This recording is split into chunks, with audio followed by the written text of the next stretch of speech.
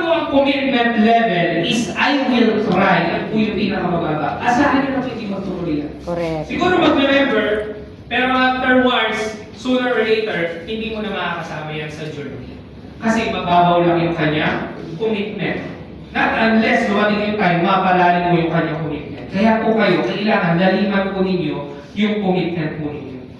Kasi kung I will try lang at mahirapan ka, I'm very sure, quit ka. Magpo-quit ka.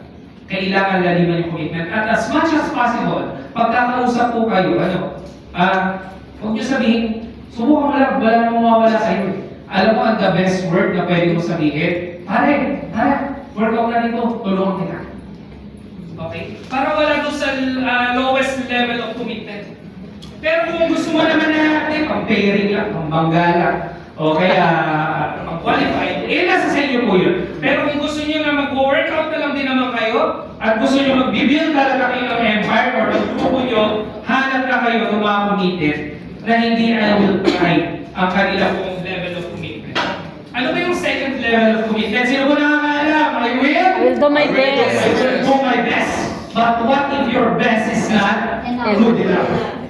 Sabi nga sa kanta, hindi po ba? Mauuwi lang niya sa pag-quit. Apply, ginawa ko naman lahat eh. May partner, sinubukan ko na lahat.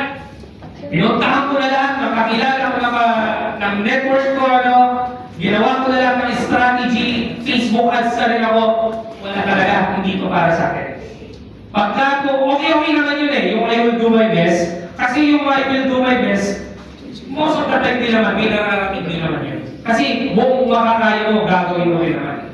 Pero yun nga lang, pagka in the rough time, kasi stay dedicated to your goals even when the path gets tough. Pero pag tough na yung situation, anong kailangang level of commitment para makarating ka pa rin sa goal or vision mo? Yung third level. Ano yung third level? I will do whatever it takes. Everything, whatever it takes. Walang makakaharang sa akin. Kahit gano'n ka kalaki ang pag-rin, babagayin ko yan. Ang humarang, di ba? Ama, yun po yung level of commitment na kailangan po natin. Okay? Yung iba nga, babalikan ko yung belief kanina. Before this, we have belief. Tama po? Yung iba hindi lang belief eh. Na nagkokos sa kanila ng deep commitment. Yung iba, faith. Ano ba yung pinagkaiba ng belief sa faith? Paniniwala yung belief, yung faith ay pananam. Yung iba dahil sa paniniwala, malalim na paniniwala, prinsipyo sa buhay, o pananampalataya, hindi mo talaga yung matitibag. May mga ganun mga tao, dapat ganun kalalim yung level of belief at commitment po natin. Parang sa, paano ba natin, bibigyan ko ng simple example ng isang taong napakalalim ang commitment at nauwi, ang belief at nauwi sa malalim na commitment. Si Ma'am Joanne, may tatay po, Ma'am Joanne? Wala.